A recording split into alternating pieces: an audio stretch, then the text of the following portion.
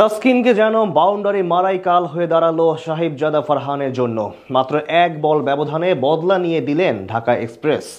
Wicket নিয়ে বাঘের হুঙ্কার ছাড়লেন টাইগার স্পিড স্টার, সাথে পাক ব্যাটারদের বুঝিয়ে দিলেন নিজের বোলিং সামর্থ্য। সাহিবজাদা ফারহানের বিপক্ষে তাসকিনের বদলা নেওয়ার ঘটনা এবং টাইগার বোলারদের পারফরম্যান্সের বাকিটা জানবো রিপোর্টে। শাহিন আফ্রিদিকে তাসকিন আহমেদ দেখালেন টাইগার কন।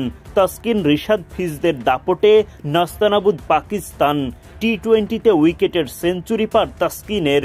দুর্দান্ত ক্যাচের সাথে পাল্লা দিয়ে উইকেট তুললেন রিশাদ। সালমান শাহিনদের উইকেটে দাঁড়াতেই দেননি তাসকিন মুস্তাফিজরা। দুর্দান্ত বোলিংয়ে বাংলাদেশের সামনে এখন স্বপ্নের ফাইনালের হাতছানি। ফাইনালে ওঠার লক্ষ্যে এক ঝাঁক পরিবর্তন নিয়ে পাকিস্তানের বিপক্ষে মাঠে নামে বাংলাদেশ। টস জিতে আগে বোলিংয়ের সিদ্ধান্ত নেন অধিনায়ক জাকের আলী অনিক। শুরুতেই অধিনায়কের মুখে হাসি ফোটান গতি তারকা তাসকিন আহমেদ। প্রথম ওভারেই তাসকিনের বলে সাহিবজাদা ফারহান ক্যাচ দেন রিশাদ হোসেনের হাতে। উল্লাসে ফেটে পড়েন তাসকিন। গ্যালারি থেকে শুরু হয় টাইগার ভক্তদের গর্জন। পরের ওভারে শেখ মেহেদীর বোলিং জাদু। সাইম আইয়ুবের ক্যাচটাও লুফে নেন রিশাদ। লাফিয়ে উঠে উদযাপন শুরু মেহেদীর।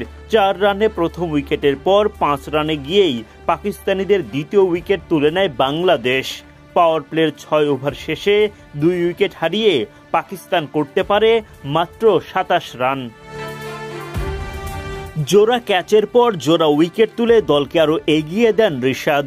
ফকর জামান উড়িয়ে মারতে গিয়ে বাউন্ডারি পার হওয়ার আগেই ধরা পড়েন তানজিম সাকিবের হাতে।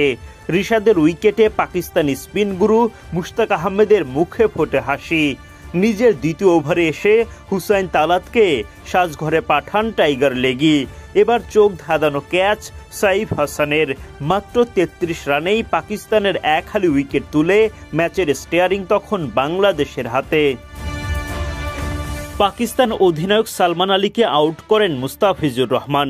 নিশ্চিত ক্যাচ আউটে ফিল্ড আম্পায়ার নট আউট দিলে রিভিউ নিয়ে সফলতা পায় বাংলাদেশ। শাহিন আফ্রিদি খানিকটা সময় প্রতিরোধ করার চেষ্টা করলেও তাসকিন ফেরান তাকে। পাকিস্তানিরা লড়াইয়ের চেষ্টা চালিয়ে যান। টাইগাররাও সেরা বোলিং করে যান। শেষ পর্যন্ত মাঝারি মানের পুঁজিতেই আটকে যায় পাকিস্তান।